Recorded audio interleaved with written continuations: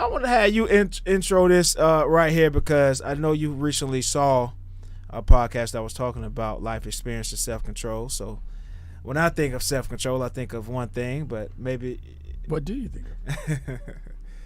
Self-control, holding back, not coming at the time. You know, you gotta, you know what I'm saying? Not You say, gotta have self-control, huh? You say coming? You did say coming. Not, say coming. I couldn't think of the medical terms that, ejaculating? yeah, not ejaculating. That's self-control?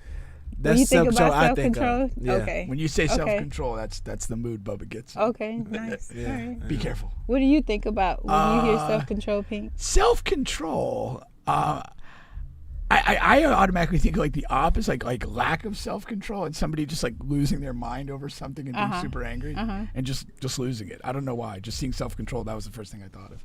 Is somebody like just losing their shit and getting upset. Okay, so when you think about self-control, you think about the lack of self-control. Right, yeah. So the opposite extreme. Yeah, that's Right. kind of what triggered in my head. Was Okay, that was just my first Yeah, reaction. initial thoughts. Yeah, no, I got you. I got you. But who came up with the tasteful graphic? Oh, that's me, man. You know, I Yeah, do all that's that. very nice. nice. Showing another side. What does it say? Balance, calmness, determination, willpower. But just even the use of the Nice. blue. Somebody don't need glasses. Very nice. Well, Yeah. I actually have contacts. Oh, you do? I do. So you're cheating. That's okay. Cheater. Okay. I adapted. I used my resources. You didn't have to even say that. You could have just, you could have just took it and kept going, man. So. I have Ted Williams vision, 2015. So yeah, I was watching this very. I was with King Zoe and I were watching it together. With Bobby Smyrna in the interview he did. I think, and I honestly I didn't know who he was until I saw it. I was like, who is this kid? Bobby? Bobby Smyrna. Oh, yeah. I didn't know who he was until I saw it. We watched the podcast that he did. 20-something-year-old kid, and his insight is just amazing. Really? You know what I mean? But like we say, a lot of the times, a lot of our knowledge and experience comes from what? Past. Tell us. From the past. From But the past. most of the time, it comes from the struggle. I didn't know we were getting quizzed. That wasn't Well, it wasn't a quiz. It was more so just like, but it's good that you had it. You had it easy. It's good. So you had it good, Pete. It's a, total blessing. But yeah, no, just being able to hear this 20-something-year-old with the level of insight that he has. And he's talking about kind of getting into a space where we're moving from a space where being completely out of control to gaining self-control. Mm-hmm. So there's one of the aspects that he talked about in moving towards self-control also was following some advice that he was given about having a period of celibacy. So what do you think? What do you guys say as men? What do you guys think is like? Is there too much? Or how long would you say is too long for celibacy in terms of gaining that level of control over yourself? Couple days. A couple days? Yeah. Well, I don't. Why do I want to control myself in that regard? I think it's I think it's all BS, man. You think it's BS? That's okay. all Tell BS. us more. No, all it is when they say whatever the no fap, the no all of that foolishness. Not having sex for a period of time gave me clarity and made me think better and all that. That's all foolishness. There's no you can't there's. And there's medical journals that'll tell you stuff on both sides. If you have sex every day, this will happen to you mentally in a positive way. If you don't, this will happen to you. It's all a hawk of shit, Right. But what happens is, for me, it's like church. It's like whatever, anything in life where if you really believe something, my uncle was it's over now. He did bad things to people, but he went to prison for a very long time, and he believed in Jesus, and Jesus saved his life, and now he came out of prison. He doesn't do bad things to people anymore. You know what I'm saying? Right.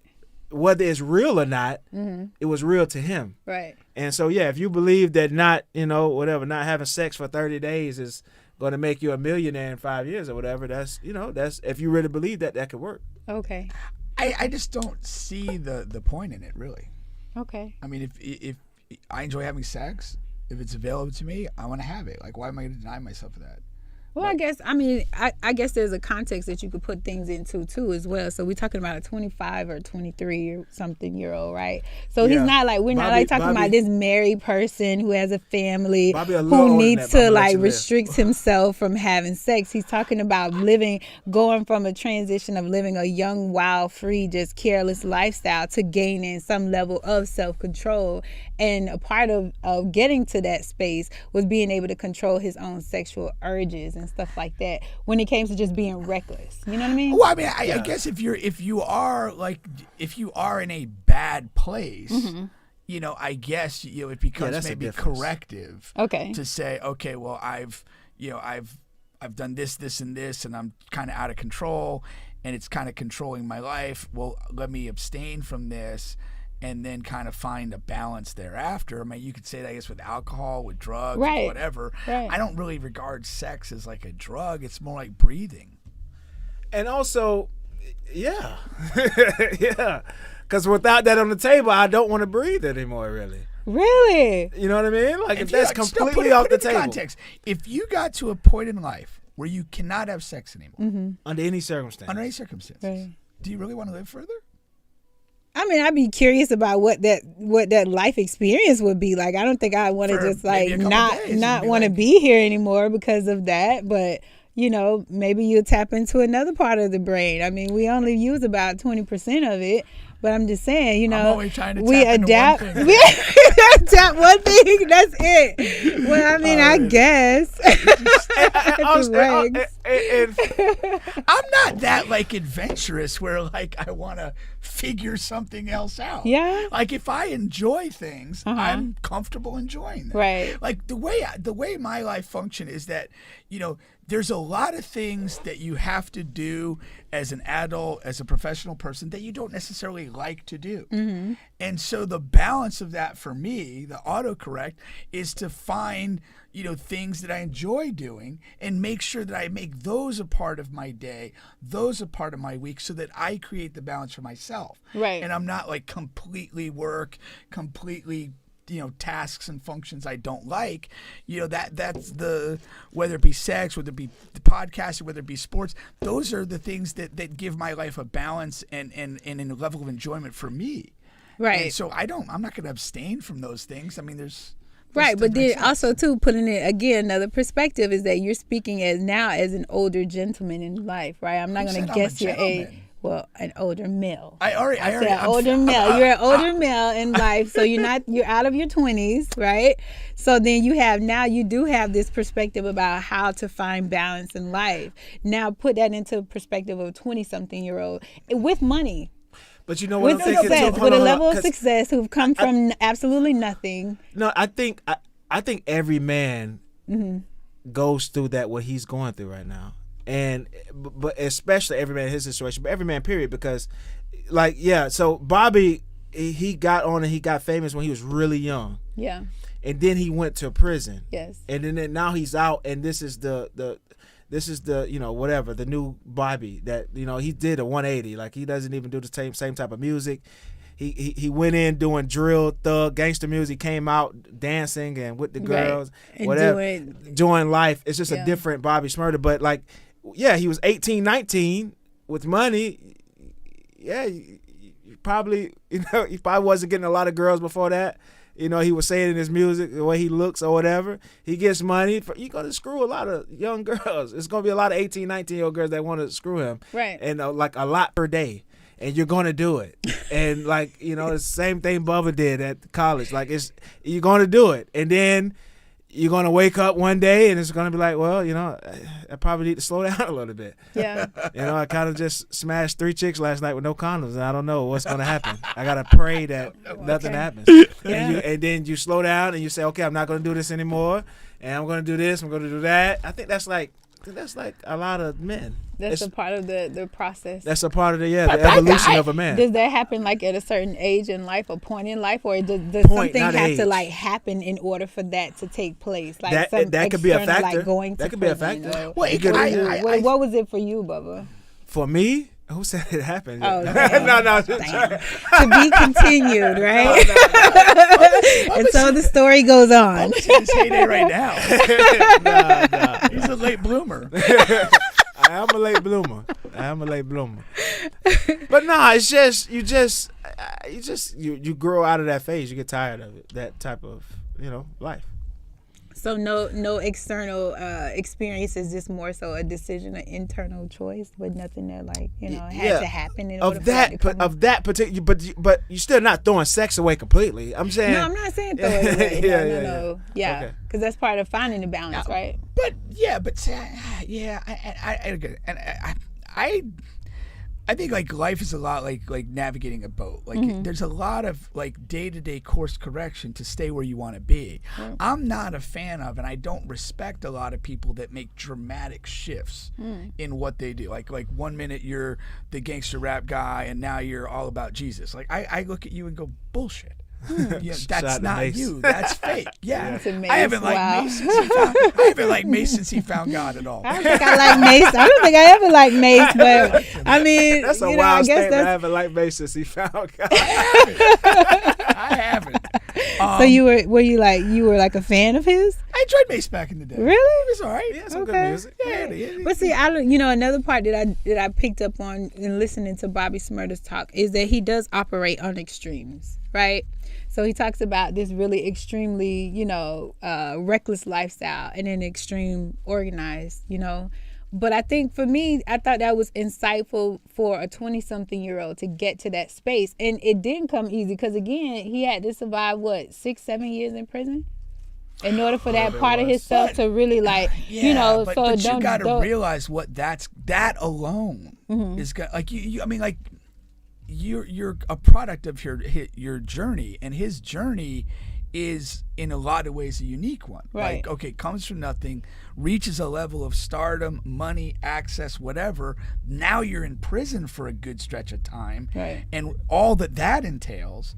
Now you come out the other side, and you're trying to kind of refine yourself to a degree. Like he's had an extraordinary life journey in an early time, and that accounts for a lot of his perspective, because it's a perspective that's deeper and richer and broader than most people on the planet. Right. Because most people on the planet don't have the high of the high and the low of the low like he's had. Right.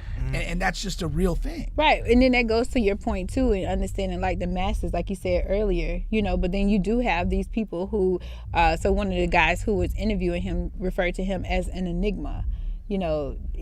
What you see on the surface in the process of what it took for him to get there, right? So to me, and then there was this other part where now he's going back to the juvenile detention center that he started at, and now he's talking to the youth, and he's talking about, listen, don't go to the prisons and talk to the adult males. Let's talk to the little kids, the little boys who are in, while you can catch them while you can, you can talk to them and tell them like, what happened, how you could do different. You don't necessarily have to get to jail or prison. You could deal with some of the things that a lot of black men deal with in this country, even at a young age. Right. No, that's so I thought that was a dope. I really enjoyed that. Yeah. I really enjoyed I really that like that piece for sure. But I whatever his age is, he's lived more life than most people because of his journey. Yeah. That's just a thing.